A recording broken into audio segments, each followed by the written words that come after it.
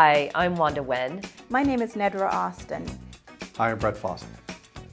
Charles Belk. A lot of folks from the class might remember me as Chaz. Hi, I'm Mike Singer. I'm Yvonne Cole Herron. Hi, I'm Foxx Winschel. Hi, I'm Goodwin Michael. And I'm Greg Michael. I'm Chris Schaller. And I got accepted into the film program and now working as a filmmaker. I'm a lawyer. I have a retail store. It's on Melrose Avenue. It's been there for 15 years. I just published my first book. It came out about 4 months ago. It's called The Art of Gift Wrapping. I am an attorney here in Los Angeles. I'm a writer, for first and foremost. That's what I do. I'm a writer. I have an apparel and footwear company. We make medical uniforms. I now serve as a youth minister for about 30 to 45 kids. I am actually a filmmaker. Started off in electrical engineering at USC. So I did a complete 180. Came back out, been in marketing for the last few years, and now I make films.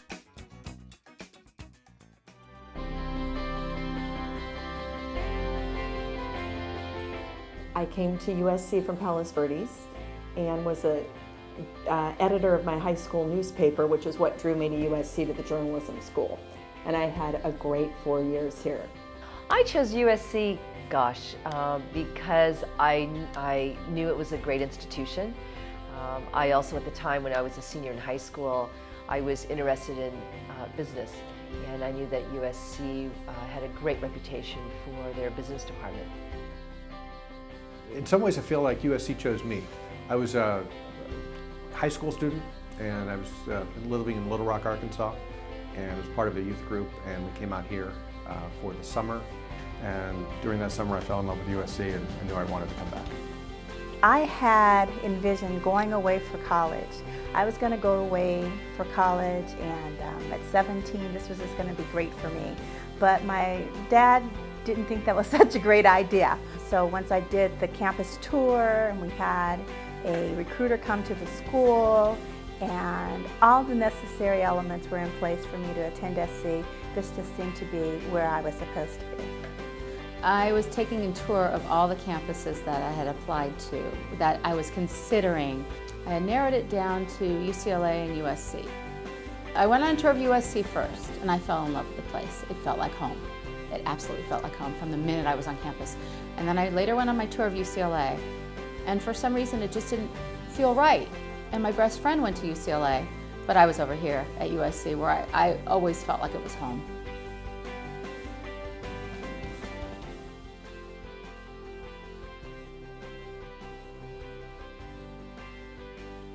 So the reason why I picked USC, being from North Carolina, I wanted to get as far away from Durham as possible. My mom would not let me go to the University of Hawaii. She just ruled that completely off limits. And truth be told, UCLA had way too many essay questions on their application. But USC was the best decision that I've ever made.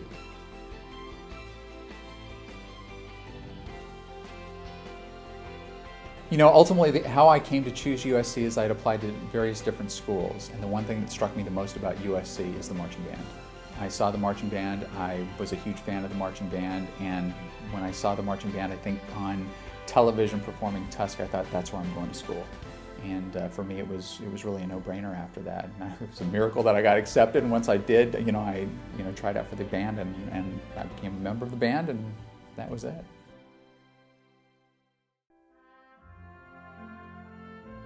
Physically, the campus physically grow. Where there had been a parking lot, there's no longer a parking lot. Or where there had been a smaller building, it's been torn down, and now there's a huge, bigger, beautiful building. As a freshman, I was in Tooten Hall, which then was a decrepit, decaying freshman dorm for men, boys. And then the summer before the Olympics, they raised it during the summer when we were gone and started building the Olympic Swim Center. So that was a noticeable difference to me, is that the place that I called home for my freshman year no longer existed by the time I graduated.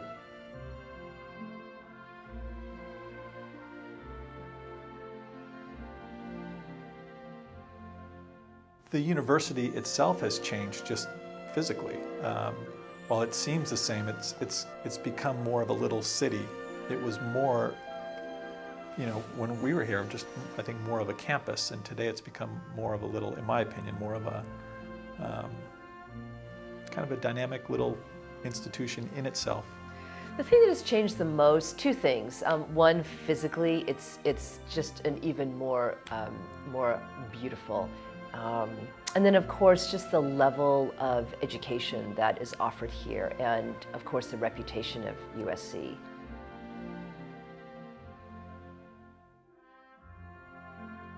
Barbara Herman was an associate professor in philosophy then. She was a great teacher and mentor here at USC, and I took 3 or 4 classes under her. My favorite professor, probably Stanley Weingart. He taught organizational behavior. Dr. Ruth Sparhawk and the Sports Information Program, who started the Sports Information Program at USC.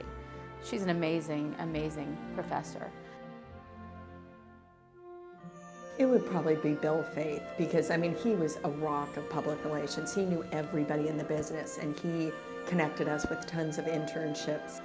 A close, dear friend and mentor, Warren Bennis, who came to the university in 1981, so a year after I got here, and I remember there was just a tremendous amount of excitement about Warren coming to USC. Many of my memories are very much tied to Dean Joan Schaefer.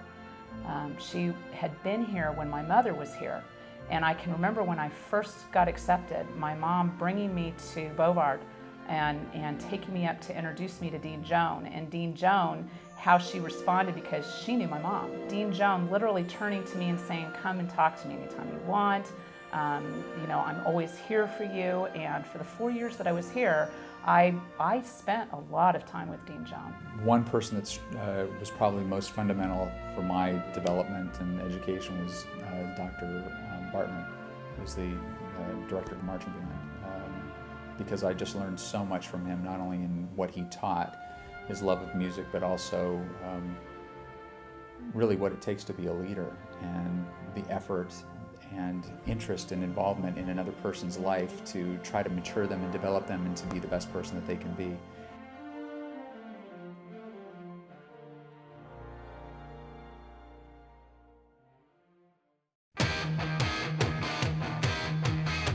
Planning the bonfire rally and going over to UCLA. I remember me and a couple other nights going over to UCLA's bookstore and buying the big old Bruin bear that we always put, and I assume they still do that, but always put up at the top of the bonfire to burn.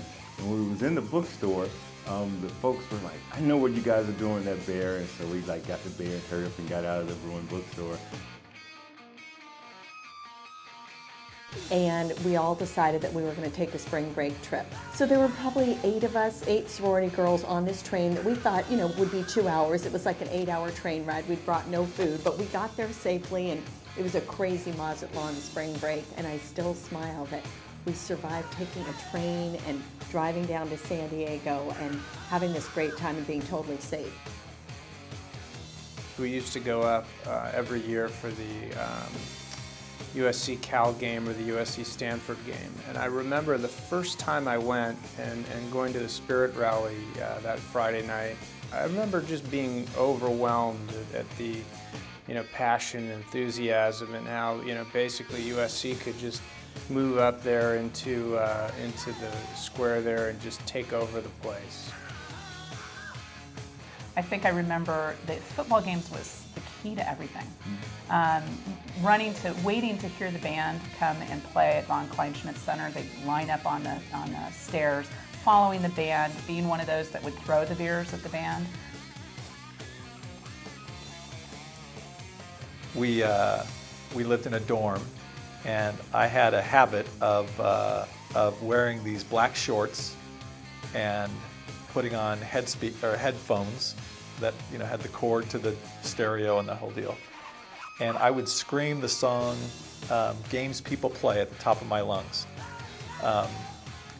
And I think I probably did that every day for a year. I forget what it was, but it's funny because in the last year, I've had people come to me and say, "I've heard that song, it reminded me of you our freshman year."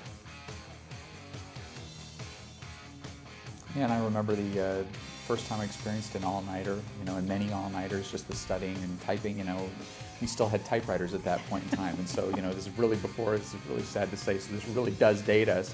But I remember sitting with a, Selectric typewriter or, just a regular typewriter and having to use whiteout. Songfest was my sophomore and junior year was at the Shrine Auditorium. And it was held at the Shrine because I think pricing or some issues at the Greek Theater. Steve Mandela, who was the chair of Songfest in 1985, was determined that it should return to the Greek Theater, and thus negotiated a deal to get us back at the Greek.